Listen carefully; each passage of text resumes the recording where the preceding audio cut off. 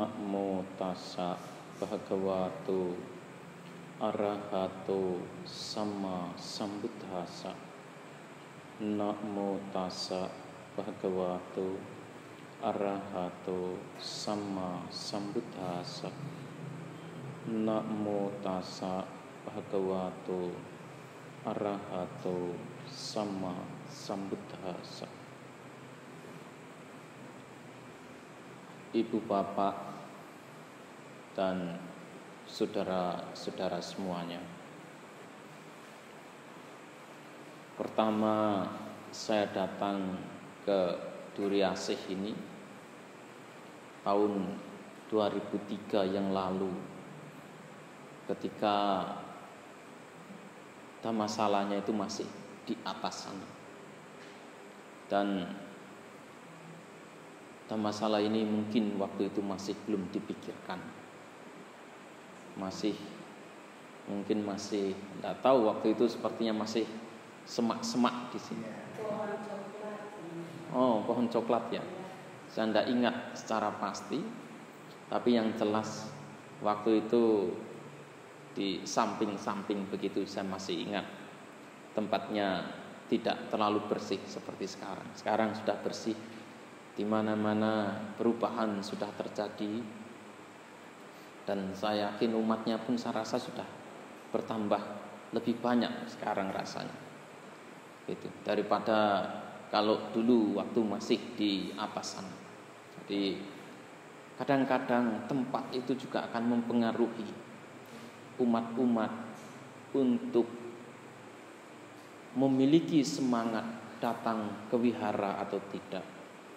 Kalau tempatnya kecil, tempatnya sempit, banyak orang akan berpikir, kalau kita hadir, kalau kita datang, nanti pasti yang lain juga datang, sehingga kita akan duduk berdempetan dan susah untuk duduk dengan nyaman.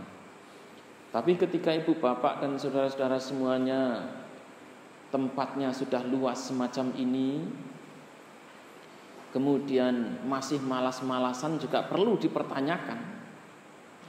Nah, sebenarnya kemarin tempatnya sempit begitu punya alasan, mengapa sekarang ini harus ada alasan yang lain, tidak mau datang ke wihara juga, tidak mau ikut puja bakti juga, tidak mau punya semangat datang ke wihara juga.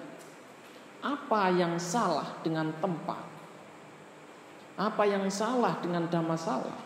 Dhammasala ini sudah kelihatan megah, sudah kelihatan bagus. Seharusnya itu juga kemudian memberikan motivasi, memberikan semangat, dan mampu mentransformasi ibu bapak dan saudara-saudara semuanya.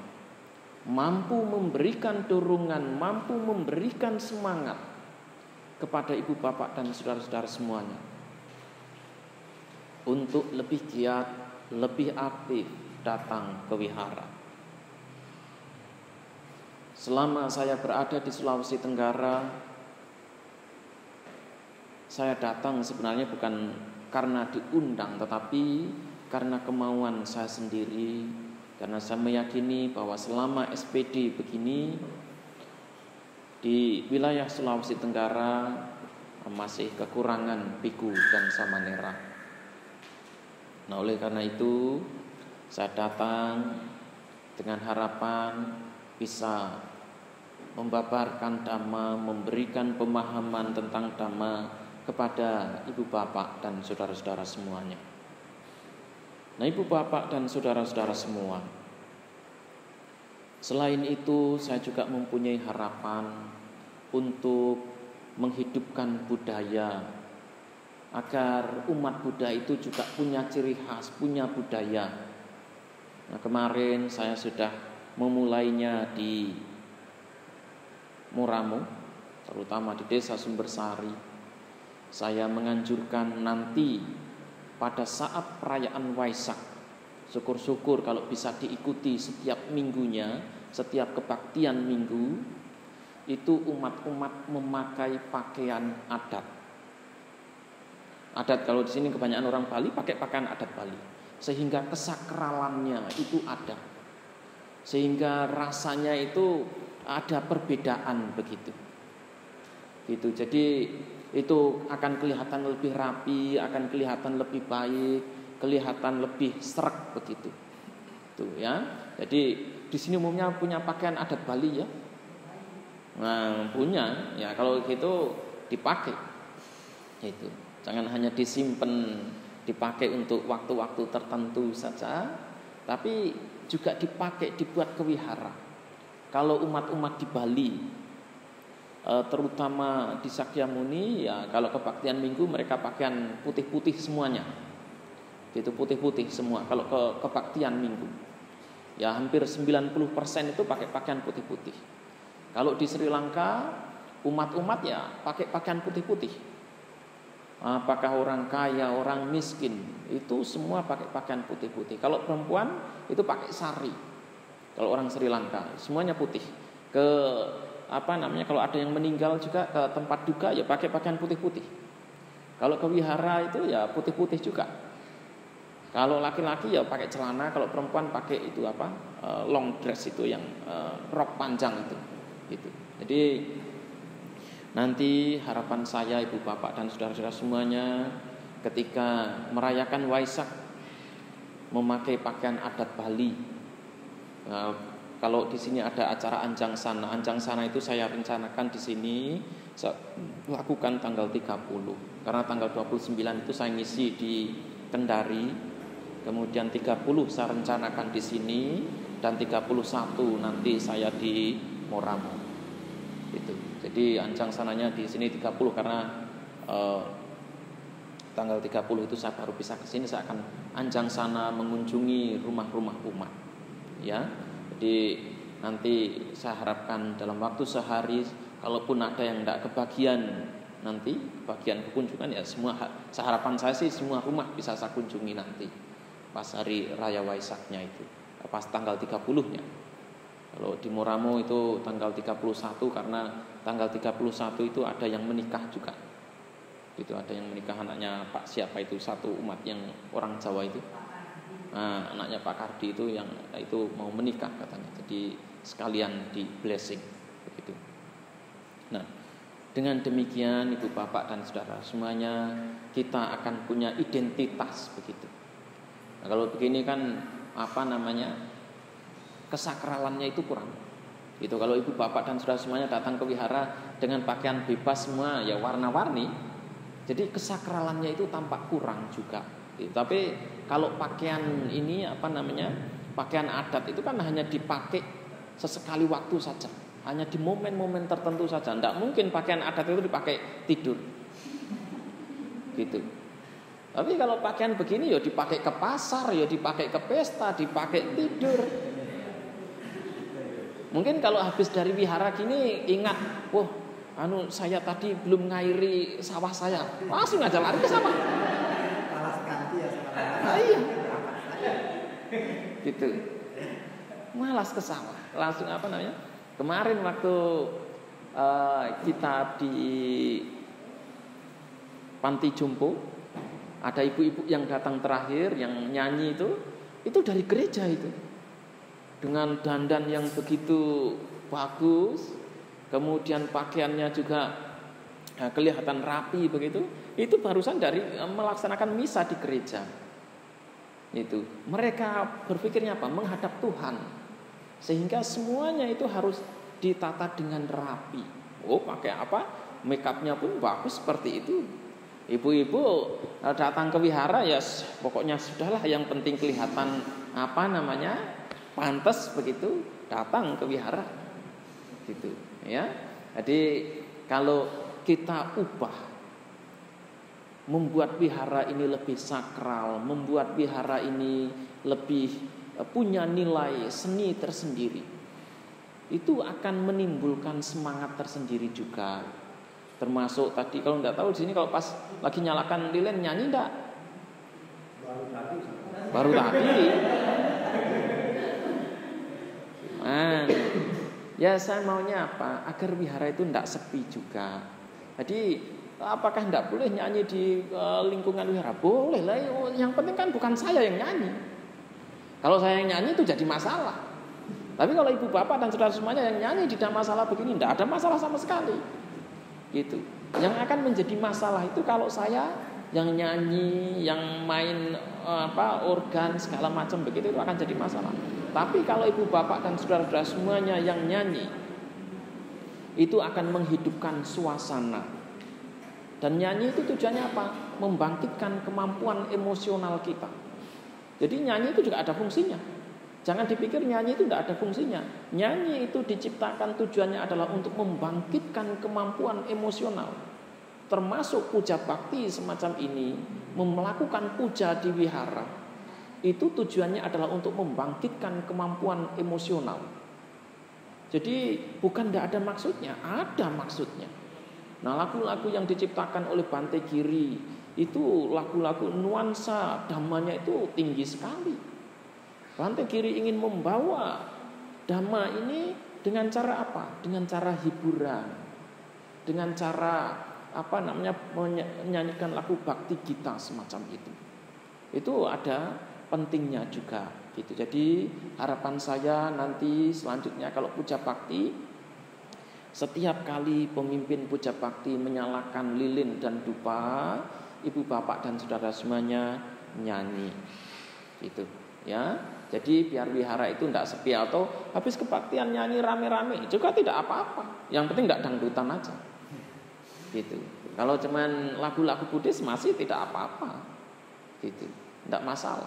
Jadi itu juga akan memberikan inspirasi, akan memberikan motivasi kepada ibu bapak dan saudara-saudara semuanya.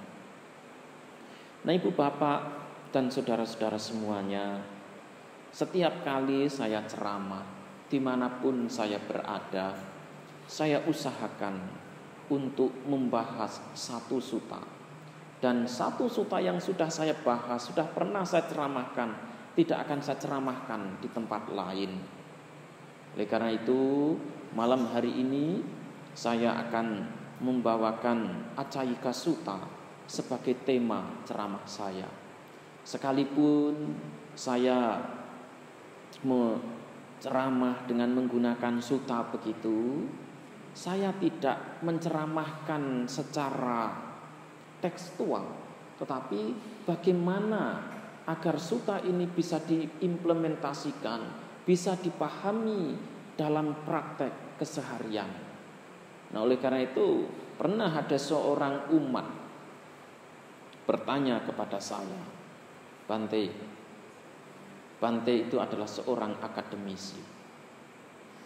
Mengapa kemudian kalau ceramah Bante itu ceramahnya sangat sederhana? Jawaban saya simpel saja. Lah yang sederhana aja kamu tidak ngerti. Kalau saya sampaikan secara akademis, saya yakin kamu itu langsung tidur. Jadi bahasa akademis itu hanya dipakai di kampus-kampus, hanya dipakai untuk kepentingan kuliah begitu. Tetapi kalau kita sudah bicara di level umum begini, kita harus bicara yang mudah dicerna, bicara yang mudah dipahami, bicara yang mudah kemudian dipraktekkan dalam kehidupan sehari-hari. Nah, ibu bapak dan saudara-saudara semuanya, Acayika itu artinya penting, atau boleh diterjemahkan cekatan juga bisa. Nah, di sini Sang Buddha sutta ini diberi nama Acayika karena ada hal-hal yang penting yang perlu dilakukan. Kalau di sini Sang Buddha menggunakan perumpamaan seorang petani. Dalam sutta ini Sang Buddha menggunakan perumpamaan seorang petani. Oleh karena itu Sang Buddha mengatakan bahwa ada 3 hal penting yang perlu dilakukan oleh seorang petani. 1, mengolah lahannya. Itu adalah penting. Kalau ibu bapak dan saudara semuanya mau tanam padi, mau tanam sayur, perlu ngolah lahan enggak? Perlu. Lahannya itu perlu diolah dengan baik. Nah, oleh karena itu mengolah lahan itu adalah sesuatu yang penting. Mengolah lahan itu adalah sesuatu yang dibutuhkan. agar ibu bapak dan saudara-saudara semuanya bisa bercocok tanam dengan baik. Yang kedua, hal yang penting yang kedua yang perlu dilakukan oleh para petani itu adalah menanam tanaman sesuai dengan kebutuhan ibu bapak dan saudara-saudara semuanya. Kalau di sawah tentunya yang ditanam itu adalah padi. Kalau di sini umat Buddha rata-rata tanam sayur. Jadi saya mengunjungi di sana depan wihara sana, pohon tomatnya gosong karena overdosis. Ya. Itu. Jadi pohonnya daun-daunnya hangus semuanya. Katanya karena kena hujan. Gitu. Jadi sebenarnya itu kalau ibu bapak dan saudara-saudara semuanya tanam sayur, dipilih bibit yang terbaik, dipilih bibit yang cocok, yang dianggap paling layak untuk ditanam. Kemudian yang ketiga yang tidak kalah pentingnya untuk dilakukan oleh seorang petani itu adalah mengairi. Kalau ibu bapak dan saudara semuanya tanam apapun tanpa air, kira-kira hidup enggak? Tidak. Sekalipun kaktus yang tumbuh di gurun pasir itu pun tetap butuh air. Kaktus kalau di sini sebenarnya pohon naga itu pohon dari gurun pasir itu sebenarnya. Itu termasuk tanaman kaktus itu. Pohon naga itu di sini ada ya pohon naga, buah naga. Nah, di rumah ada katanya. Nah, itu termasuk tumbuhan sejenis kaktus. Itu pun butuh air.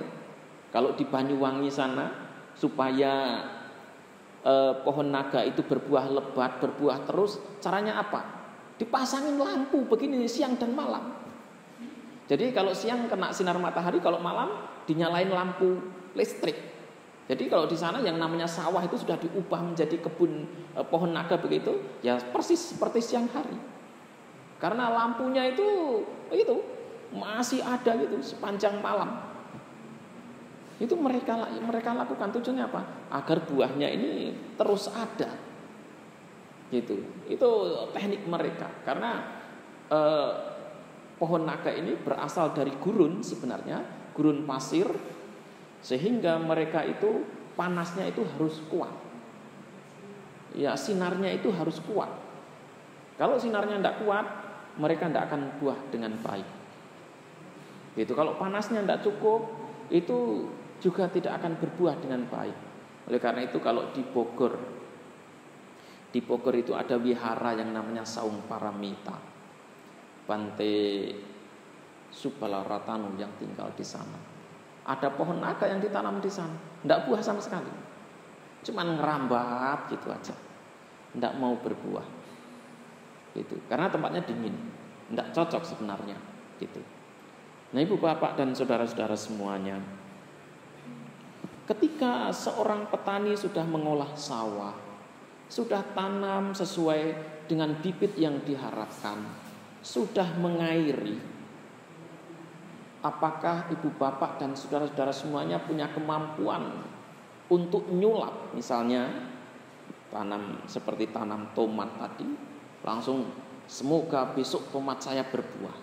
Bisa enggak gitu? Enggak bisa. Atau lusa semoga sawi saya sudah subur dan bisa dipanen. Kalau begitu umat Buddha sini cepat sugih. Ya, kalau bisa begitu, bisa punya magic seperti itu, umat Buddhanya langsung kaya. Cepat kaya di sini. Tapi kalau kita tanam apapun itu tidak bisa langsung serta-merta disulap menjadi tumbuhan yang sukses. Kalau tomatnya langsung berbuah, kalau sawi ya daunnya langsung lebar-lebar begitu dan siap untuk dipanen.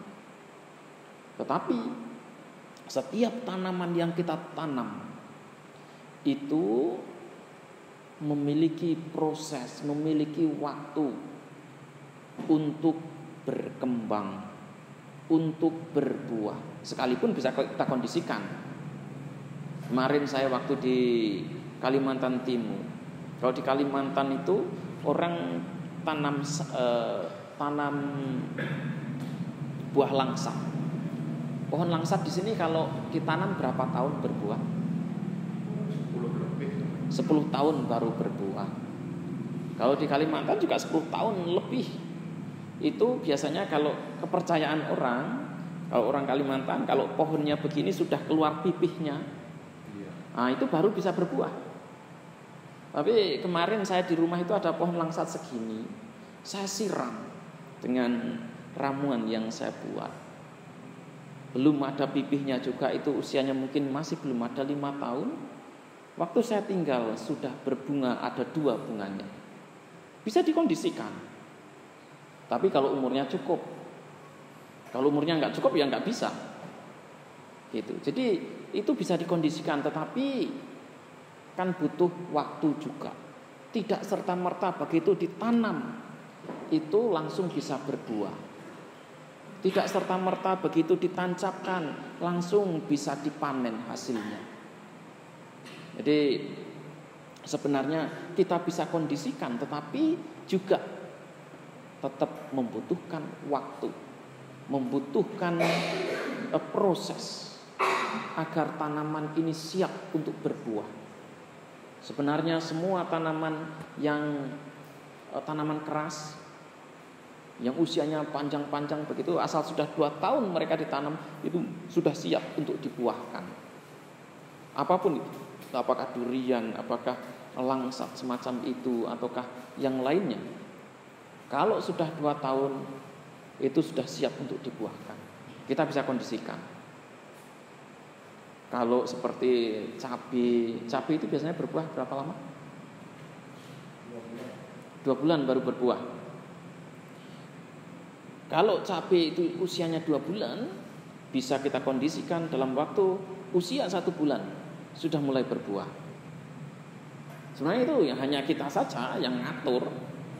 Tapi kan masih tetap butuh waktu 1 bulan agar dia punya pohon yang kokoh, pohon yang kuat untuk menopang dan menghasilkan buah yang cukup. Gitu. Kemarin saya di rumah mama tanam terong. Terongnya itu masih belum ada 1 bulan, daunnya baru 7.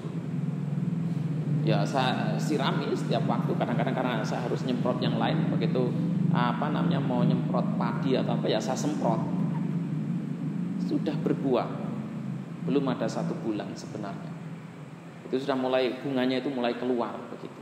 Sebenarnya semua itu bisa dikondisikan. Tergantung kita saja pinter-pinter untuk mengolah. Semua bahan itu ada di sekitar kita. Nah, ibu bapak dan saudara-saudara semuanya, perumpamaan ini ingin dipergunakan oleh Sang Buddha untuk memahami proses praktek. Bahwa yang namanya praktek itu juga butuh proses. Yang namanya praktek, kita mempraktekkan ajaran agama Buddha itu tidak serta-merta langsung sukses. Butuh waktu, butuh hal-hal yang penting untuk diolah. Apakah yang penting untuk diolah? Apakah yang penting untuk dilakukan dalam praktek? 1, memiliki moralitas yang tinggi. Itu penting. 2, memiliki samadhi yang tinggi. Yang ketiga, memiliki meditasi yang tinggi. Kalau saya tanya ibu bapak dan saudara-saudara semuanya, kira-kira silanya sudah sempurna belum? Belum. Padahal praktek sila sudah berapa tahun? Hah? Praktek silanya berapa tahun sudah?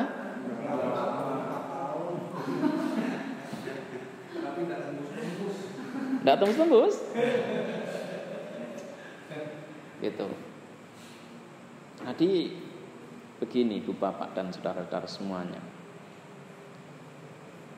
Umat Buddha ketika mereka berbicara soal moralitas, Mereka inginnya mempraktekkan moralitas itu sempurna tanpa cacat sedikit pun. Konsep yang mereka pegang, kalau masih ada kecacatan dalam praktek, tidak akan dianggap sempurna prakteknya. Prakteknya akan dianggap tidak baik. Nah, padahal kalau ibu bapak dan saudara-saudara semuanya setelah meminta tuntunan sila, itu pasti banyak yang ngomong silena sugating yanti, silena buka sampada, silena niputing yanti. Dengan menjalankan sila, ibu bapak dan saudara semuanya akan terlahir di surga. Silena buka sampada, dengan menjalankan sila, ibu bapak dan saudara semuanya akan menjadi kaya. Silena niputing yanti, dengan menjalankan sila, ibu bapak dan saudara semuanya akan mampu merealisasi nibbana. Lalu bagaimana sila ini bisa mengkondisikan kita? Jangankan sila yang dianggap lebih tinggi, karena di sini Sang Buddha membicarakan adi sila. Lah sila yang biasa saja ibu bapak dan saudara semuanya merasa tidak mampu, merasa tidak sempurna. Apakah dengan demikian ibu bapak dan saudara semuanya tidak memiliki kesempatan untuk praktek? Apakah dengan demikian karena ibu bapak dan saudara semuanya merasa silanya tidak sempurna, apakah kemudian ibu bapak dan saudara semuanya tidak mampu merealisasi nibbana? Sudah, tidak usah pikirkan itu. Tapi kalau begini, saya ubah pertanyaannya.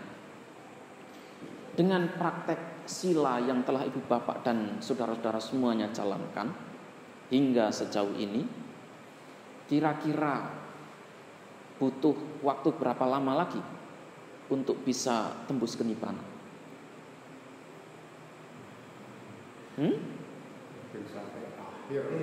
Sampai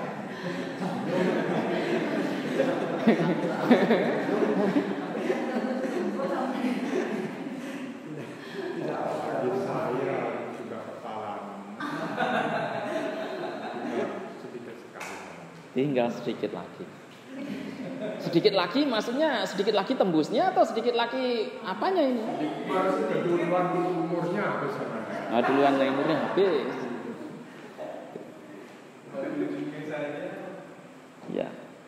Sebenarnya Sang Buddha itu memberikan penjelasan tentang kesempurnaan sila itu dalam Indriya Bhavana Sutta atau sutta terakhir dalam Majjhima Nikaya. Di situ sebenarnya yang dimaksud dengan kesempurnaan sila disebut sebagai Arya Winaya. Arya Winaya itu tidak hanya untuk para bhikkhu tetapi untuk semuanya sebenarnya di situ. Yang namanya Arya Winaya itu adalah pengendalian diri yang luhur untuk semuanya, tidak hanya untuk para bhikkhu. Bagaimanakah praktek orang-orang yang berada dalam Arya Winaya? Di situ Sang Buddha mengatakan bahwa ketika mata itu bertemu dengan objeknya yaitu bentuk, telinga bertemu dengan objeknya yaitu suara, hidung bertemu dengan objeknya yaitu bebauan, lidah bertemu dengan objeknya rasa, kemudian kulit bertemu dengan objeknya sentuhan, kemudian pikiran bertemu dengan objeknya yaitu dhamma. Ketika 6 organ indria ini bertemu dengan objeknya kemudian muncul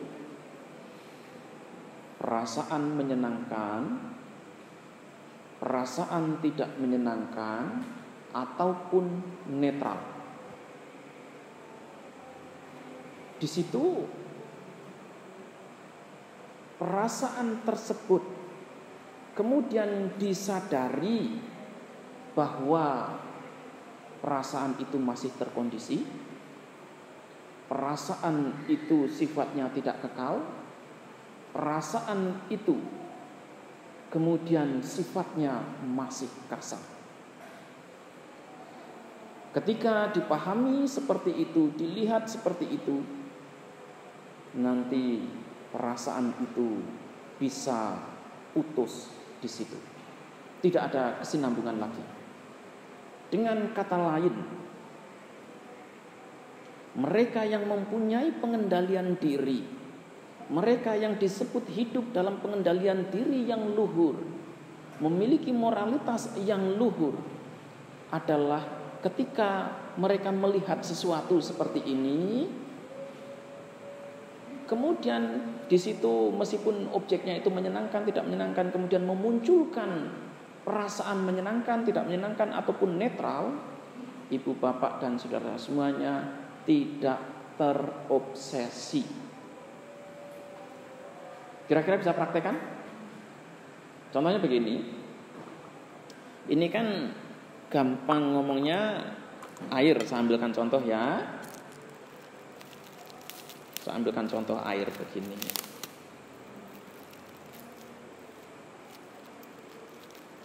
Nah, kemudian ketika air ini saya minum,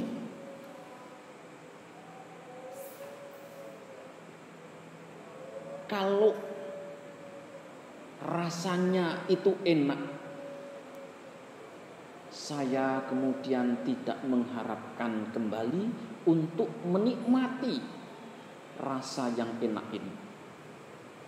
Tidak mencari lagi rasa yang enak ini. Demikian juga kalau rasanya itu tidak enak, saya kemudian tidak protes.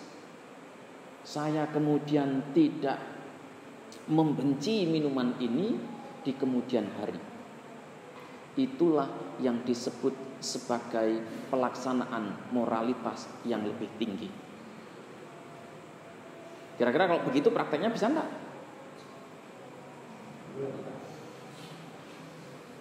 Tapi memungkinkan atau tidak? Mungkin. Masih memungkinkan kan? Gitu. Tapi kalau ibu bapak dan saudara semuanya, saya tanya, bisa lepas dari kebohongan enggak? Hampir tiap hari. Wah, hampir tiap hari. Bu, dibohongin ini enggak, Bu, tiap hari?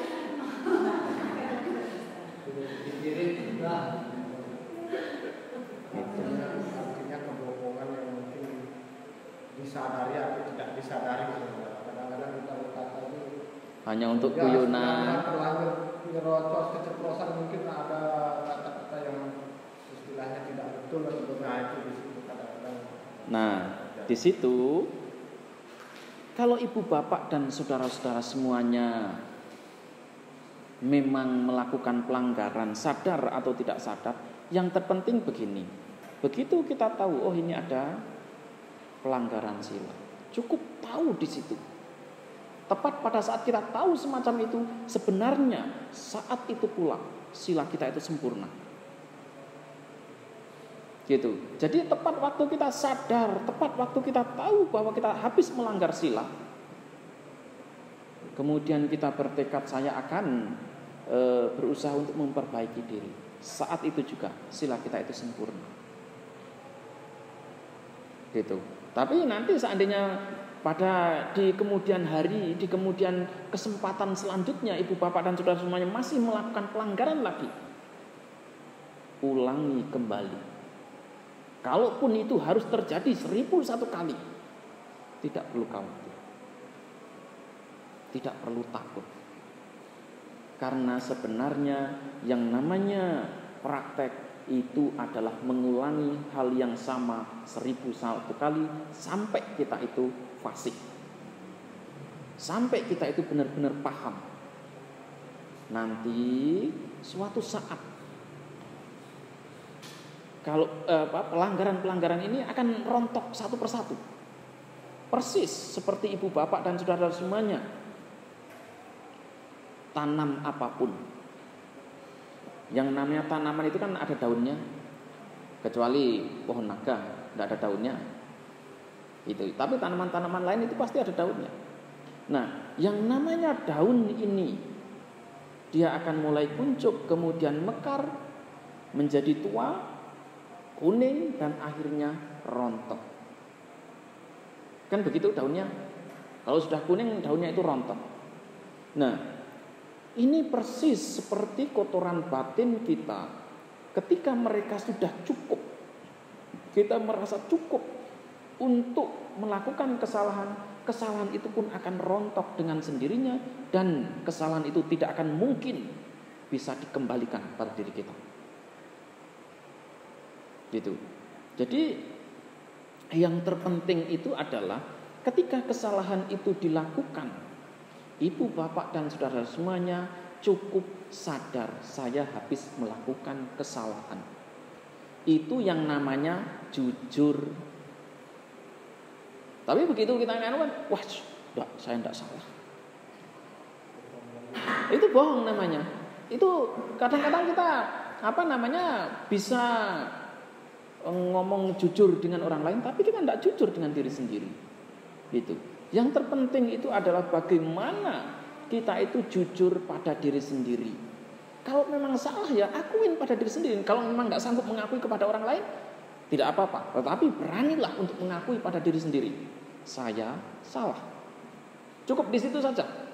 Jangan kemudian dilebarkan ke sana kemari. Kalau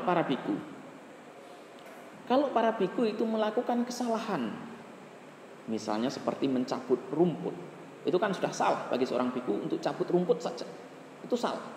Nah, kalau para biku melakukan kesalahan dalam bentuk apapun selama itu masih bisa dimaafkan, kesalahan itu harus diakui sebelum matahari terbit.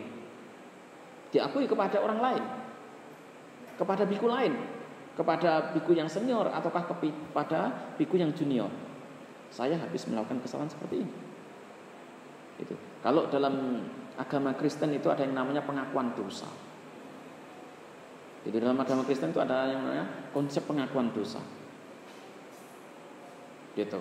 Nah, dalam agama Buddha ini bukan sebagai pengakuan dosa, tetapi pengakuan kesalahan.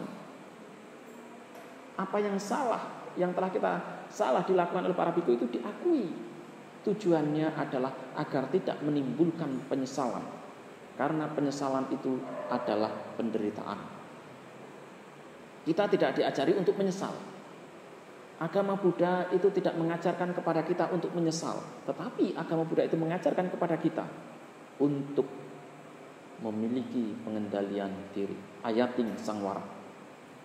Ayating Sangwara itu artinya future restrainment, pengendalian diri di masa yang akan datang. Itu yang ditekankan oleh agama Buddha, bukan penyesalannya. Karena penyesalan itu adalah duka, penyesalan itu adalah penderitaan. Itulah mengapa Sang Buddha mengajarkan agar para biku ini mengakui kesalahannya secepat mungkin, sehingga kesalahan itu tidak akan menimbulkan beban mental, tidak akan menimbulkan beban batin. Cukup gitu saja. Kalau ibu bapak dan saudara semuanya tidak mampu untuk mengakui kepada orang lain, akui pada diri sendiri. Salah satu dosen saya yang ada di Sri Lanka sana, itu kalau beliaunya melakukan kesalahan, beliau berdiri di depan cermin, ngomong sendiri, ngakuin sendiri. Tapi kalau ibu bapak dan saudara semuanya bisa melakukan begitu, ya tidak apa-apa. Sekalipun seperti orang gendeng begitu, sekalipun seperti orang gila, tidak apa-apa. Tapi kalau tidak mau seperti itu, ya cukup mengakui pada diri sendiri, saya habis melakukan kesalahan. Tapi cukup sampai di situ saja loh ya. Jangan kemudian wah saya tidak baik, saya tidak benar. Kalau sudah saya tidak baik, saya tidak benar, berarti itu sudah ada penghakiman terhadap diri sendiri. Itu ada penderitaan lagi. Sudah penderitaan muncul. Tapi cukup mengakui saya tadi salah. Pada saat ibu bapak dan saudara semuanya mengakui seperti itu, di situ ibu bapak dan saudara semuanya sebenarnya sempurna dalam praktek moralitas. Gitu. Kalau ibu bapak dan saudara semuanya praktek seperti itu, nanti ibu bapak dan saudara semuanya bisa mempraktekkan agama Buddha dengan baik, bisa mempraktekkan agama Buddha dengan tanpa beban. Nah, ini ketika hal semacam ini dipraktekkan, tepat saat itu juga sebenarnya ibu bapak dan saudara semuanya melakukan meditasi. Tepat ketika ibu bapak dan saudara semuanya mampu menyadari kesalahan sebagai kesalahan, disitulah ibu bapak dan saudara semuanya praktek meditasi. Dan inilah kemudian yang disebut sebagai adi samadhi. Jadi samadhi yang lebih luhur itu seperti itu. Bukan hanya duduk diam tutup mata, kemudian pikirannya fokus pada satu hal, bukan. Tetapi di situ adalah kemampuan untuk menyadari kalau memang salah, kita berani mengakui itu salah. Itu. Nah, tepat pada saat kita mampu menyadari juga, di situ sebenarnya ada praktek kebijaksanaan yang lebih luhur. Gitu. Jadi waktu kita mau mengakui saya salah, waktu kita mau mengakui saya itu seperti ini, sedang emosi, saya sedang marah, di situ ada kejujuran, di situ ada kebijaksanaan. Sekalipun sedang marah tetap ada kebijaksanaan. Kebijaksanaan salah. Karena yang namanya panya atau kebijaksanaan itu kata kerjanya adalah pajanati. Pajanati itu artinya apa? Pajanati itu artinya mengetahui. Mengetahui apa? Kalau memang salah, kita mengetahui itu sebagai salah. Kemudian kalau di situ pas kita marah, ada kebencian, kita mengetahui bahwa pikiran kita sedang diliputi oleh kebencian. Kalau pikiran kita sedang diliputi oleh keserakahan, kita tahu bahwa pikiran sedang diliputi oleh keserakahan. Kalau pikiran sedang diliputi oleh kebodohan, kita tahu bahwa pikiran kita sedang diliputi oleh kebodohan. Nah, kalau kita mempraktekkan seperti itu, mau praktek seperti itu, nanti kehidupan kita itu akan jadi gampang. Kalau kita mau praktek seperti itu, agama Buddha itu tidak sulit. Tapi kalau ibu bapak dan saudara semuanya nunggu sampai 5 moralitas ini, 5 sila ini sempurna tanpa dilanggar satupun, ya tidak bakalan tercapai. Mungkin kalau kelak Buddha Maitreya datang pun ya, maaf Bante, sila saya masih belum sempurna.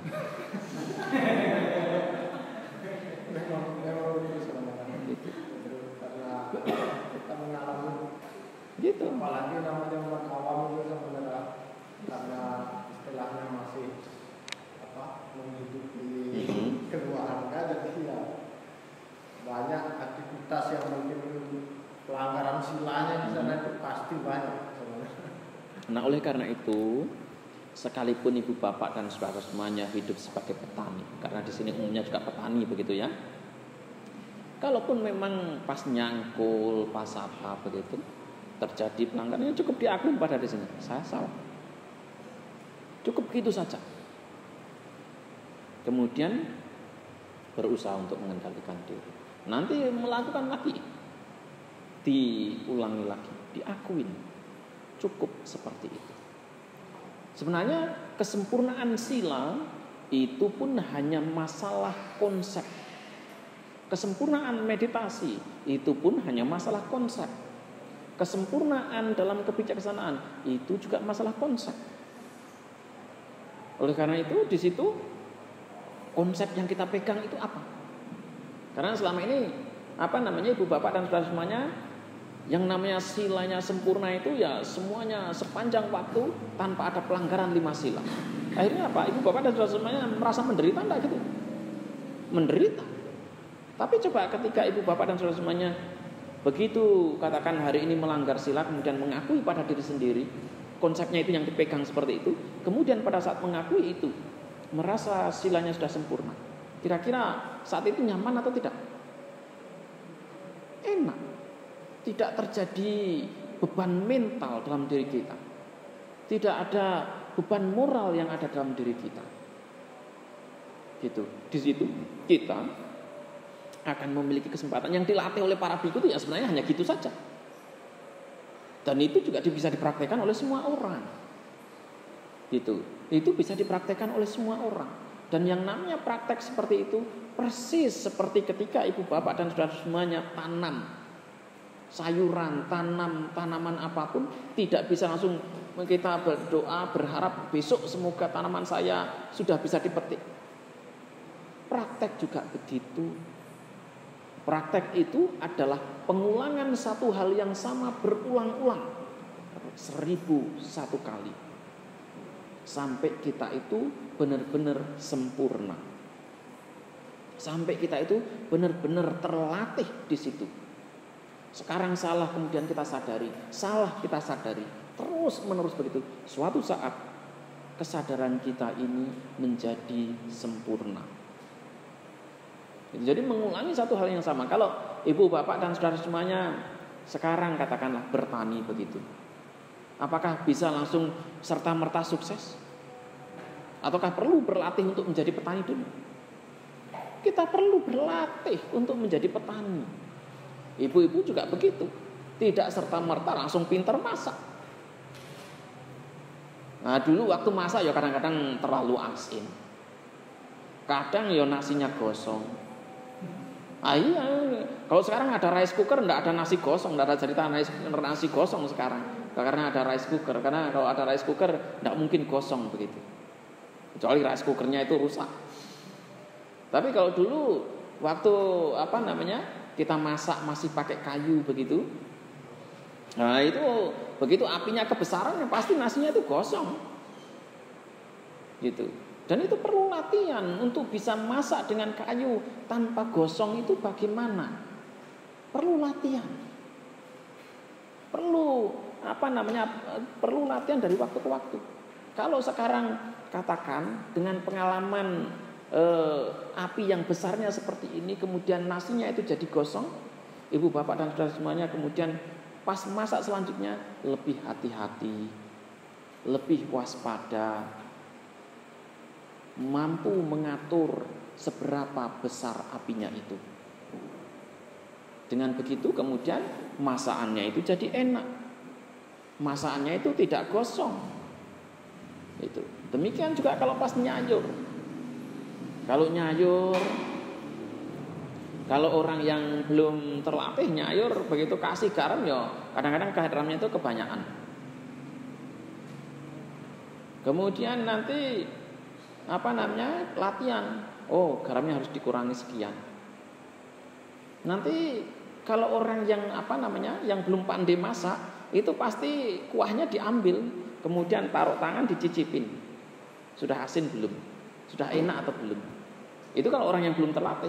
Tapi kalau orang tukang masak yang sudah terlatih, seperti kakak saya yang laki-laki itu, tidak biasa masak, tapi kakak saya dulu sudah biasa masak begitu. Tidak perlu cicipin ambil kuahnya, kemudian tahu ini sudah cukup rasanya. Cukup dicium dari aromanya begitu, langsung tahu ini sudah cukup. Itu kalau tukang masak yang ahli. Tapi kan itu perlu latihan. Perlu proses untuk bisa sampai di situ. Jadi hanya cium dari aromanya, ini asinnya sudah cukup. Ini bumbunya sudah cukup. Ini tingkat kematangannya sudah cukup. Itu perlu latihan.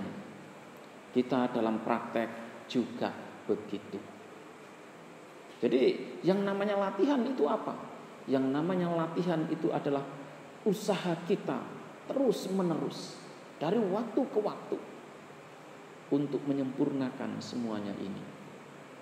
Menyempurnakan moralitas kita, menyempurnakan meditasi kita, menyempurnakan kebijaksanaan kita dari waktu ke waktu.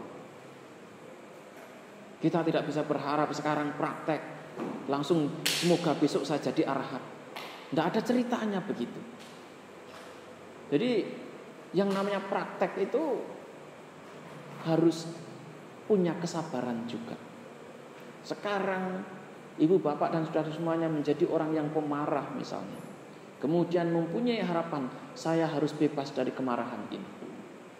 Tidak langsung bisa putus. Sama seperti bapak-bapak yang biasa merokok begitu. kemudian sudah jenuh merokok, sudah merasa cukup untuk merokok, atau kadang-kadang dimarahin oleh istrinya, tidak boleh merokok begitu.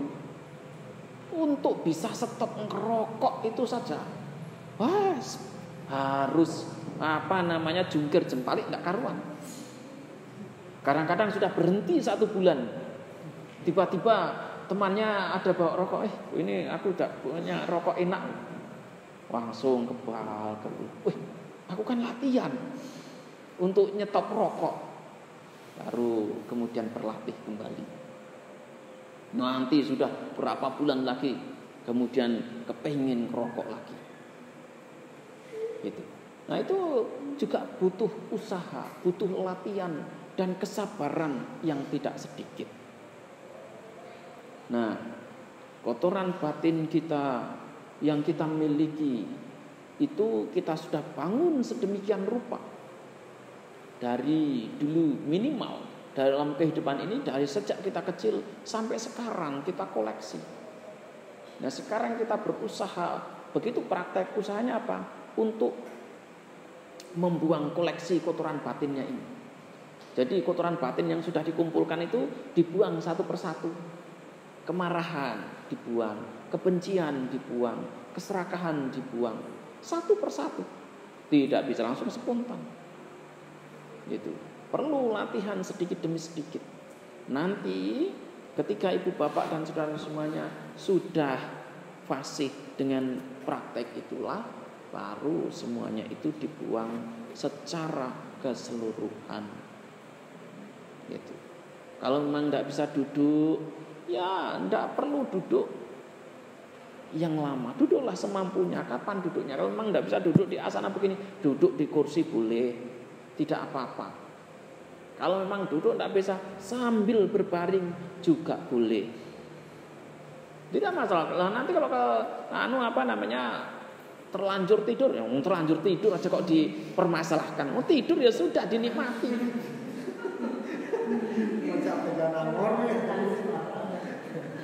Kalau sudah terlanjur tidur yang dinikmati.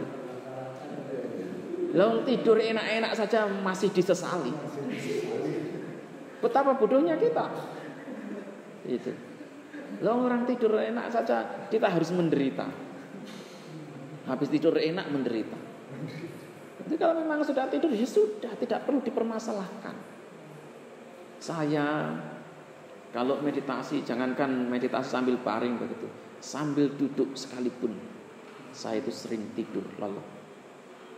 Bahkan kalau pas bantainya ceramah begitu, karena saya sebagai samanera, kalau ada bikunya yang ceramah, saya apa? Saya duduk diam di sampingnya, tapi saya tidur dengan pulas. Serius. Ya kadang-kadang harus begini. Deklak begini. Di depan umat banyak. Gitu. Kalau pas ada bantainya ceramah, bantainya apalagi ceramahnya lama begitu, ya sudah saya tidur. Ya kadang-kadang awalnya meditasi, tetapi begitu meditasi saya ketiduran. Itu karena bantainya ceramahnya juga 1 jam. Saya ada cerita pengalaman beneran ini. Kalau di Sri Lanka, hampir setiap hari Sabtu dan Minggu kita itu pasti diundang makan di rumah umat. Gitu. Di rumah umat kita makan, dan sebelum makan biasanya bikunya ceramah. Nanti setelah makan juga bikunya ceramah lagi. Gitu, biasanya yang ceramah berbeda-beda. Kalau memang bikunya, karena kalau di Sri Lanka katakanlah seperti makan siang tadi begitu, ruangan segitu ya paling tidak mereka mengundang, minimal mereka maunya ngundang berapa? 4 biku atau samanera. Minimal. Kalau rumahnya agak besar begitu seperti itu, ya sudah bisa mampu nampung 20 biku. Gitu. Karena biku dan samanera kan banyak di sana. Di wihara yang saya tinggali saja 10. Kalau kita kurang, panggil dari tempat yang lain. Di sana itu ada yang namanya Pirewena. Pirewena itu mirip seperti pondok pesantrennya para samanera dan biku. Itu ya panggil dari sana. Gitu. Kita minta 2 atau biku untuk dikirimkan ke wihara kita. Kadang-kadang kalau mereka ngundang ya bisa sampai 100-an orang. Kalau yang misalnya katakanlah orang yang kaya begitu, ruangan segini ini bisa bikunya bisa 100-an orang, jangan dipikir ini tidak mampu, bisa. Karena kalau di Sri Lanka makanannya nggak ditaruh di meja, tetapi kita dilayani begitu, langsung diambilkan satu persatu gitu. Jadi umatnya itu membawa misalnya nasi, ya cuman bawa nasi, kemudian bantenya ditawarin, bante mau nasi ini atau enggak, mau sayur ini atau enggak gitu. Kalau kita enggak mau, ya cuman tangannya dibeginikan saja, ditaruh di atas piring kita. Itu sudah, itu umatnya sudah tahu kita enggak mau, gitu. Atau kita sudah merasa cukup, kita cukup begini saja. Nah, kalau bantenya ceramah itu pembukaan sebelum makan itu ceramahnya biasanya berapa? 15 menit. Dalam waktu 15 menit itu saya pasti tidur. Nanti bantenya selesai ceramah, saya tidak tahu ada setan yang dari mana yang menggugah saya pasti bangun. Pas bantenya selesai ceramah, saya pasti bangun. Tapi selama bantenya ceramah, saya pasti tidur. Itu tidak dengar apa yang disampaikan oleh bantenya. Meskipun itu hanya 15 menit. Gitu. Ya saya santai-santai saja, tenang-tenang saja. Gitu. Pernah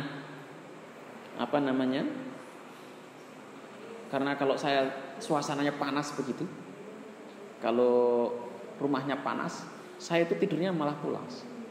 Kan tidak semua rumah umat itu dingin begitu, karena umumnya orang Sri Lanka tidak pasang AC juga. Kipas angin ada kadang-kadang, tapi kipas angin kadang-kadang kurang karena bikunya banyak begitu. Kalau saya panas itu pasti tidurnya lelap saya. Iya.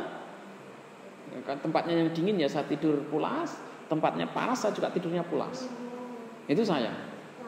Gitu. Kalau pokoknya saya berkeringat begitu, itu saya pasti tidur pulas.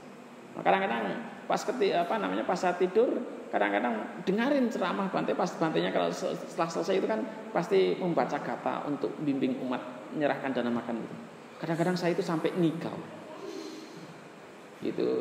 Pas ngigau itu langsung Bante Santacito, ada satu Bante satu yang bareng-bareng dengan saya di Sri Lanka. Pas saya lagi ngigau itu, gitu kan sama Bante Santacito begitu. Jadi ya itu saya gampang sekali tidur. Gitu, mudah tidur. Pas meditasi ya gampang tidur. Jadi, makanya kalau saya meditasi jarang sekali saya lakukan dengan cara duduk. Meditasi dengan apa? Aktif bekerja. Paling senang itu saya meditasi dengan cara bekerja. Itu paling senang saya lakukan, karena waktu itulah batin ini, semua isi batin itu keluar. Dari situ kemudian nanti saya bisa melihat, oh ini ada keserakahan, oh ini ada keakuan, ini ada ego, ini ada kebencian dan sebagainya. Tepat persis waktu saya kerja. Apakah itu saya sedang pegang mesin rumput. Kalau saya di Sri Lanka, di wihara hutan begitu, saya seringkali bersihkan jalan-jalan begitu. Wihara hutannya berapa? Tidak luas, itu wihara hutannya cuma 100 hektar aja. 100 hektar itu jalannya saya tebasin semuanya. Itu saya bersihkan jalan-jalan di pinggir itu, saya potongin sendiri. Saya lakukan. Kalau pas anak lagi motong rumput itu, wah lintah penghisap darah itu sampai di sini. Rembel kadang-kadang sampai di sini juga, di dada saya juga ada. Kadang sampai di sini juga ada begitu. Ya saya tidak terasa karena sambil kerja begitu, nggak terasa. Gitu, nggak terasa. Tapi disitulah waktu saya bekerja itu, bekerja keras begitu dalam kerja apapun. Kadang-kadang di depan komputer. Justru saya mampu mengamati, mampu melihat kondisi batin saya daripada saya duduk diam begini. Begitu. Saya lebih mampu menyadari waktu saya sibuk bekerja, karena saya tidak ngantuk. Tapi kalau saya tidur duduk diam begini, boleh dipastikan saya bakal tidur dengan lelah. Gitu. Nah, oleh karena itu cara yang paling efektif buat saya bukan duduk, tetapi dengan cara aktif bekerja. Itu aktif bekerja itulah kemudian mampu mengkondisikan saya untuk praktek lebih baik. Itu orang mau bilang saya tidak meditasi, ya urusan orang. Kan yang tahu saya. Orang mau nganggap saya tidak praktek, itu urusan orang. Saya praktek atau tidak, yang mengerti secara pasti itu adalah diri saya. Dan guru saya memberikan nasihat. Nasihatnya itu just be a citizen Jones. Artinya jadilah orang biasa. Dalam artian kalau meditasi itu ya nggak usah ditunjuk-tunjukkan pada orang, nggak usah dipamerkan kepada orang. Oh ini lo lihat saya duduk meditasi 7 jam, nggak gerak gitu. Nggak perlu seperti itu. Tapi cukup dilakukan, dieksekusi, dilakukan secara nyata dalam kehidupan kita. Itu dilakukan dengan sungguh-sungguh dimanapun kita berada, apapun yang kita lakukan. Dimanapun kita berada, apapun yang kita lakukan, kemudian kapan saja. Nah, oleh karena itu Sang Buddha menasihatkan bahwa tidak hanya waktu duduk dengan rapi begini mengamati keluar dan masuknya napas, bahkan ketika kita sedang berada di toilet, sedang buang air besar dan buang air kecil, kalau itu kita lakukan dengan penuh kesadaran, itu pun meditasi. Gitu. Jadi tidak hanya waktu kita berada di tempat yang sakral, di wihara, di dhammasala semacam ini, bahkan di toilet sekalipun, di kamar mandi sekalipun, kalau itu kita lakukan, aktivitas itu kita lakukan dengan penuh kesadaran, saat itu pula kita bermeditasi. Sebenarnya waktu kita melakukan kesadaran dengan waktu kita sibuk beraktivitas begitu bagaimana? Ya enggak perlu dilihat, enggak perlu disadari dengan sempurna semuanya. Tetapi mana yang bisa disadari, itulah yang disadari. Disadari cukup secara global dulu. Nanti kalau kita sudah terlatih, kita akan mampu melihat segala sesuatunya itu dengan cermat. Melihat segala sesuatunya dengan detail. Gitu. Tapi pada awalnya ya sudah, mana yang bisa dilakukan. Tidak perlu mikir mana yang tidak bisa dilakukan. Gitu. Persis seperti sekarang ibu bapak dan saudara semuanya umumnya jadi petani sayur. Karena apa? Yang dianggap paling menguntungkan, dianggap paling bisa dilakukan apa? Biar cepat jadi uang, tanam sayur. Karena itu yang dianggap paling gampang, paling mudah. Persis seperti itu sebenarnya. Meditasi juga begitu. Apapun yang bisa disadari, disadari. Apapun yang tidak bisa disadari, biarkan lewat. Gitu. Misalnya sekarang marah, kemudian tidak bisa menyadari, sudah biarkan. Nanti marah lagi, bisa kita sadar. Kemudian besok marah, kita tidak sadar, ya tidak masalah. Gitu, tidak perlu dipermasalahkan. Oleh karena itu prinsipnya itu hanya satu. Sadarilah mana yang bisa disadari. Kalau tidak bisa disadari, lupakan. Dengan begitu, praktek itu menimbulkan menimbulkan batin yang nyaman dan bukan beban batin yang luar biasa. Bukan penderitaan, tetapi kebahagiaan dan kenyamanan. Ya, saya rasa itu saja yang saya sampaikan pada kesempatan malam hari ini. Dan kalau ada yang mau bertanya, saya persilahkan. Ya.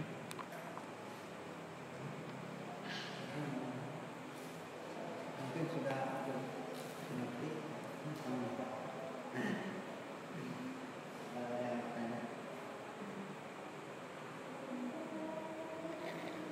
Yang suka nyemprot ke kanan.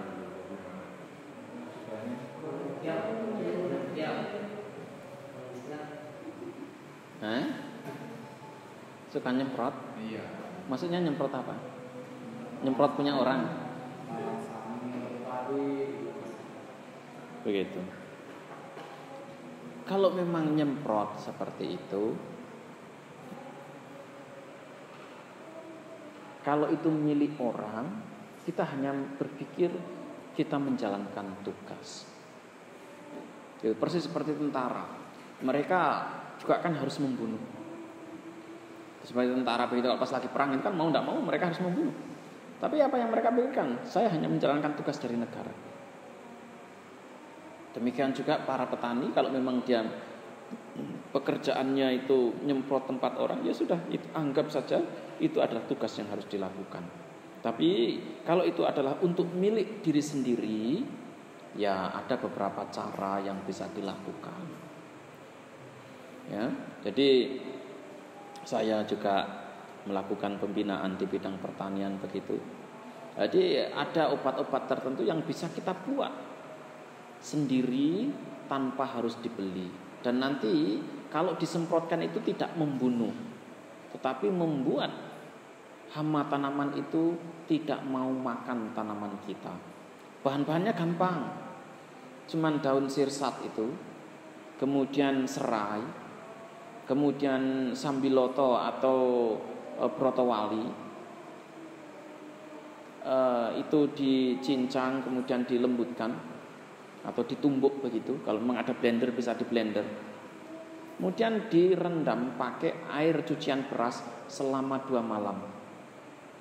Airnya nanti baru dipakai. Kalau memang di sini ada pohon bintaro, saya pohon bintaronya belum lihat dari kota sampai sini, saya tidak lihat pohon bintaro. Tapi kalau memang ada pohon bintaro itu bisa dipakai. Itu bisa dipakai, bisa dijadikan campuran. Nah, nanti kalau sayuran atau apapun kita semprot dengan itu, ulat itu tidak mau makan. Pokoknya cari tumbuh-tumbuhan yang rasanya itu pahit. Minimal 4 saja.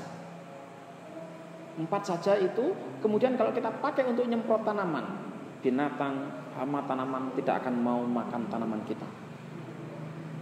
Yaitu tidak mau makan, tidak mau nyerang. Itu. Jadi nanti satu tangki yang satu tangki sini berapa? 15 liter ya? 14. Yang 14 ya. 14 itu sebenarnya kita kasih setengah liter dari apa yang ini kan tadi sudah direndam. Sudah direndam itu misalnya katakanlah kita punyanya setengah kilo daun sirsak, setengah kilo serai, kemudian setengah kilo sambiloto, kemudian kalau ada setengah kilo itu daun itu bintaro. Biji mahoni itu juga bisa dicampurkan. Ya, itu kemudian di blender, dikasih air cucian beras itu 5 liter aja. 5 liter itu kan kalau kita buat sudah jadi 10 itu sudah jadi 10 tangki. Gitu. Itu jadi 10 tangki. Nanti setiap kali nyemprot 1 tangki itu cukup dikasih setengah liter saja. Itu dicoba saja. Nanti hama, ulat segala macam itu sudah tidak mau makan. Orang tua saya itu tanam kacang, kalau kita semprotnya sih pakai asap cair. Karena kita membuat asap cair. Itu yang namanya kacang panjangnya yang 90 cm itu kacang kami. Kacang panjangnya panjang itu 90 cm. 90 cm berarti segini kan panjangnya. Kacang panjang kami itu. Ya itu tanpa ada satupun ulat di kacang kami. Tidak ada satupun. Itu pakai asap cair kalau kami tanam. Tapi itu baunya sangit. Baunya kalau pas kita nyemprot gitu, kalau kena mata itu juga perih. Itu perih itu kalau kena mata. Gitu. Tapi kalau nanti kena kena tanaman segala macam itu juga untuk padi segala macam itu walang sangit tidak mau. Tikus juga tidak mau. Kemudian ulat itu juga tidak mau. Nah, teman saya yang di Wawotobi ya. Wawotobi di sini. Apa? Di sini. Wawotobi ya. Nah, itu juga ada yang buat ramuan itu 5 liter itu dijual 200.000. Itu organik. Jadi itu bukan untuk membunuh juga. Jadi kalau ini kan umumnya padi-padi diserang ulat. Itu disemprot dengan itu, ulatnya langsung habis. Bukan mati.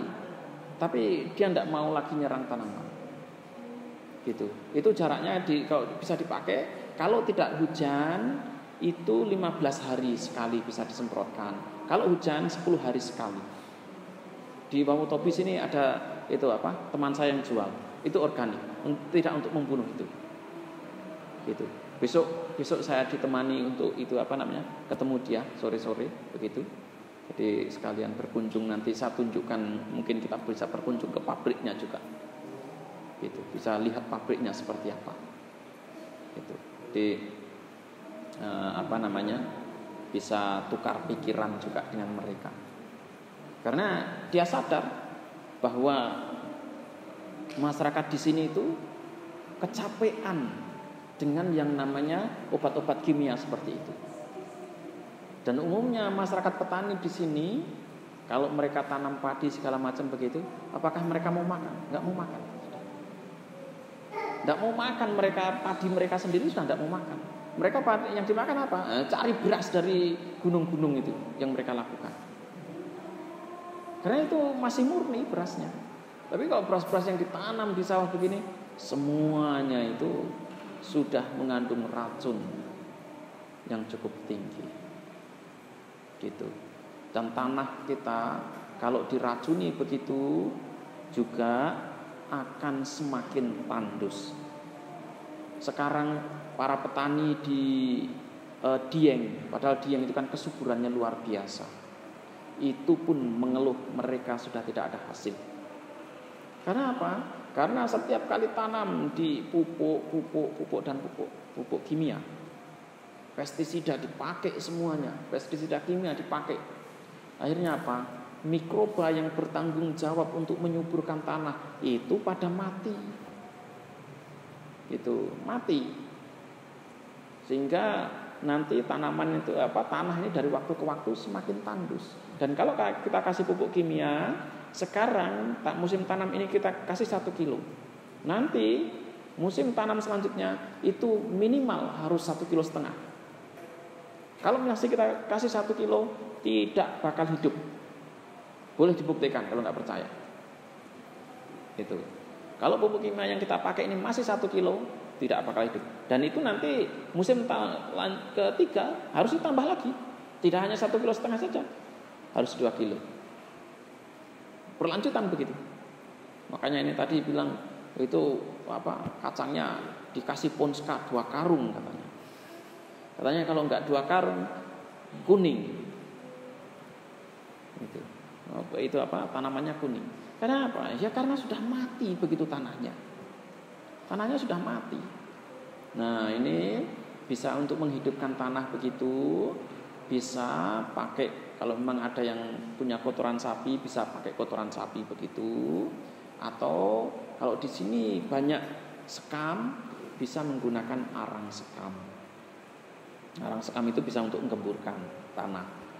Kemudian untuk menghilangkan residu kimianya yang tertinggal di dalam tanah itu bisa menggunakan debok itu, pohon pisang. Nah, pohon pisang itu kita cacah, kemudian kita taruh di wadah atau di karung sampai busuk. Nanti kalau sudah busuk kemudian diambil, diperas airnya, dipakai untuk nyemprot. Itu nanti kadar kimia yang ada di tanah akan luntur, akan hilang. Gitu. Kalau memang bisa membuat trichoderma, kemarin di sana di Moramo saya sudah ajarin membuat trichoderma. Trichoderma itu jamur dari alam sebenarnya. Bisa kita pancing sendiri, nanti kemudian bisa kita kembangkan. Itu sangat bermanfaat untuk fungisida, untuk menggemburkan tanah, untuk melindungi tanaman, semuanya itu bisa. Yang namanya jamur trichoderma itu. Gitu. Itu jamur kalau dijual-jual 1 kilo itu 60.000 di pasaran. Tapi bisa kita buat sendiri. Gitu. Ya, itu karena bahannya hanya dari nasi aja. Kita membuatnya dari nasi. Gitu. Bisa dikembangkan lewat nasi. Gitu. Kalau punya itu, cabai itu tidak bakalan layu, tomat tidak bakalan layu. Gitu. Tanaman-tanaman kita tidak bakal kena virus. termasuk coklat yang kena virus begitu, itu bisa diobati.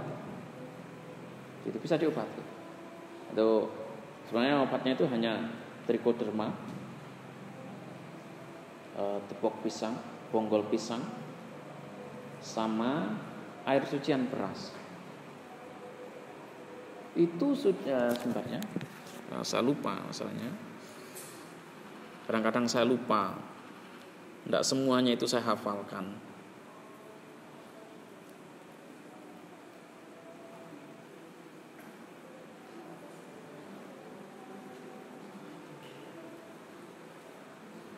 Suci.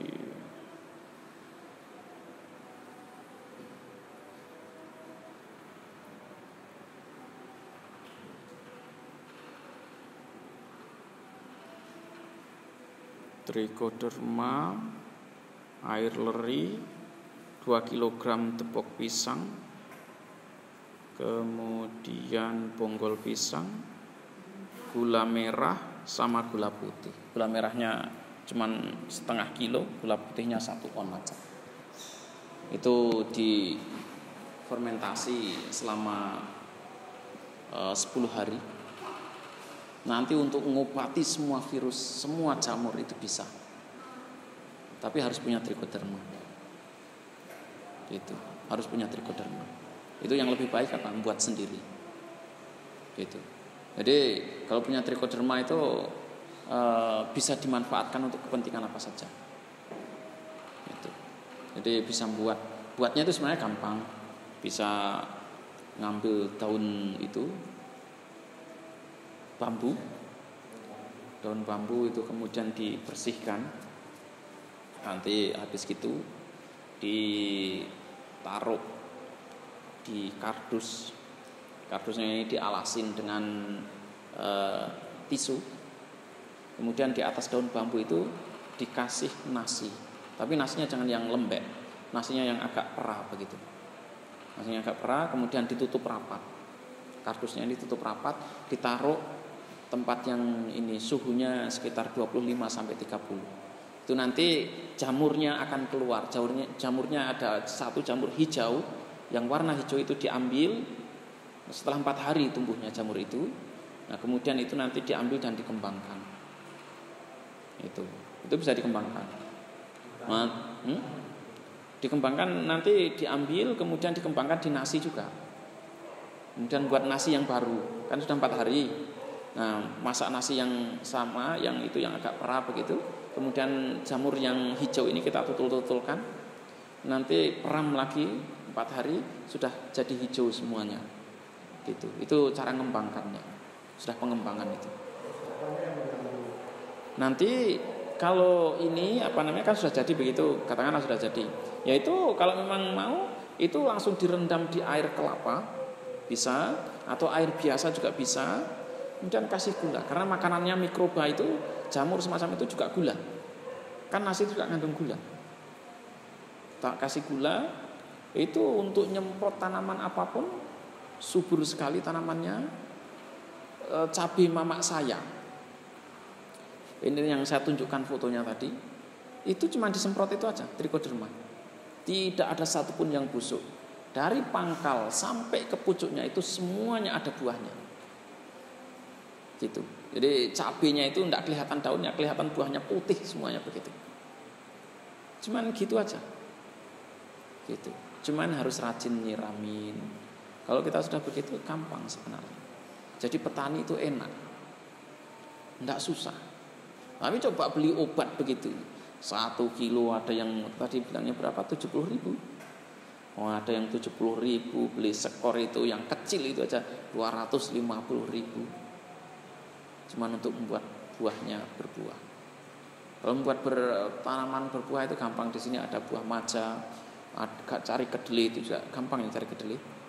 Cari kedelai susah enggak sini? Kedelai itu sebenarnya kandungan unsur, sebenarnya kalau untuk membuahkan, untuk pembuahan itu kan yang dibutuhkan apa? Unsur K-nya. Sebenarnya tumbuhan itu apa? Kan kalau ada pupuk yang namanya pupuk NPK. Nah, N itu tujuannya untuk pertumbuhan. Untuk nyuburkan tanaman itu butuh N. P itu untuk nyapot supaya bisa pembelahan. K itu tujuannya untuk pembuahan. Oleh karena itu kalau kita tanam padi begitu, setelah padi umur 1 bulan itu lebih sering kita perkuat unsur KCL-nya. Tapi jangan pakai KCL. KCL itu menghancurkan tanah. Paling susah untuk diperbaikin kalau sudah dikasih KCL. Itu. Tapi kebanyakan orang senang kalau tanam tomat kasih KCL, itu senang sekali. Karena buahnya bagus-bagus. Nah, masalahnya apa? Ini unsur K-nya yang tinggi. KCL itu bisa diganti dengan buah maja yang sudah tua. Atau kedelai. Kedelai itu cari ini yang kedelai kemudian direndam 1 malam, kan empuk jadinya, kemudian habis itu dijadikan seperti orang buat tahu itu. Digiling seperti tahu begitu, di blender juga bisa. Nanti kemudian difermentasi pakai air kelapa begitu. Fermentasi pakai air kelapa, ditambahin kalau memang ada itu ditambahin. Tadi siang saya makan, sepertinya ada di mana saya makan labu. Tadi siang ada labu kuning ya. Di sayurnya ada labu kuning ya. Nah, itu labu kuning juga unsur K-nya itu tinggi. Sawi putih itu unsur K-nya juga tinggi. Gitu. Jadi itu kita campurkan, kemudian untuk menghancurkannya apa? Pakai nanas. Nanas itu kita blender juga, nanti campur difermentasi selama 3 minggu. 3 minggu fermentasinya. Nanti dosisnya itu sebenarnya 1 liter itu hanya boleh 5 cc saja. 1 liter air biasa dicampur dengan 5 cc ini. Cuma sedikit aja. Kalau kebanyakan itu gosong. Gitu, gosong nanti. Jadi sebenarnya gampang saja. Tidak susah untuk bertani seperti itu. Makanya kemarin waktu di tempat kami ada kelangkaan pupuk, ya sudah kami duduk santai. Orang ribut cari sana sini, kita ini tidak ada pupuk segala macam, ya sudah, tidak masalah. Gitu. Orang masih butuh duit, masih butuh pupuk, kita tidak butuh apa-apa. Gitu. Atau kalau pas ada orang panen kacang tanah, ada orang tanam kacang tanah tidak di sini? Sudah jarang. Jarang. Kalau ada orang panen kacang tanah, ambil akarnya, mintain akarnya itu, akar kacang tanah itu, potong begitu, kemudian direndam. Itu daya tumbuhnya, nanti airnya itu daya tumbuhnya itu bagus sekali kalau untuk nyemprot. Karena itu kandungan PGPR-nya itu tinggi sekali. Itu sama dengan rebung. Gitu. Jadi sebenarnya semua bahan itu ada di sekitar kita. Cuman mau enggak kita memanfaatkannya. Gitu. Pengetahuannya yang belum. Gitu. Ya. Ya. Gitu. Kemarin termasuk kalau punya ternak, punya apa. Sebenarnya untuk kalau orang ternak itu kan biasanya dikasih apa? Veterina. Kasih veterina atau kasih yang beli-beli itu prebiotik belian. Itu tadi saya tanya katanya setengah liter itu 50.000. Berarti 1 liter itu 100.000. Padahal kita bisa membuat 5 liter hanya dengan modal 20.000. 5 liter untuk membuat prebiotik begitu. Itu dan itu juga bagus untuk tanah. Prebiotik itu. Caranya cuman Yakult minuman itu. Yang kecil-kecil begitu. Botolan. Apa namanya di sini? Yakult ya. Yakult atau Yakul? Kalau saya bilang Yakul begitu. Nah itu satu atau 5 botol, saya lupa. Yakul itu pisang sama air cucian beras dengan gula. Sudah. Kita belinya mahal-mahal hanya karena dibotolin begitu. Paling beli pisang itu berapa satu sisir. Pisang berapa? 10.000. Katakan 10.000. Yakulnya itu 1 pak isinya 5. Itu kalau di Kalimantan cuma 7 sampai 9.000. 1 pak itu. Nah itu kemudian gulanya itu juga tidak banyak. Gulanya itu cuman setengah kilo aja, paling 5.000 katakan, 5 sampai itu 10.000 begitu, berarti cuma 20.000. Sudah tambah air leri, air cucian beras 5 liter, berarti kan sudah jadi 5 itu sudah jadi 5 liter. 5 liter itu kalau beli 500.000, kita cuman buat sendiri hanya sekitar 30-an ribu saja, 20 sampai 30.000, mudah. Berarti kan sebenarnya pengeluarannya itu sudah dipotong jauh begitu ini. Itu nah, kambing-kambing keponakan saya itu dibegitukan. Dulu tidak mau makan itu sudah diaritkan yang bagus-bagus, masih tidak mau makan. Begitu saya bilangin, kamu kasih ini, semua makanan yang dikasihkan habis, dan kambingnya pun gemuk-gemuk, gitu, habis. Jadi kambingnya gampang lapar tadi, iya sudah tidak apa-apa. Tapi semua makanan yang dikasihkan dia makan, rakus makannya, dan gemuk-gemuk. Gitu. Ya, sudah saya pikir itu aja dulu. Sudah terlalu malam, nanti kalau memang mau ngobrol dilanjutkan di sana, diikuti aja.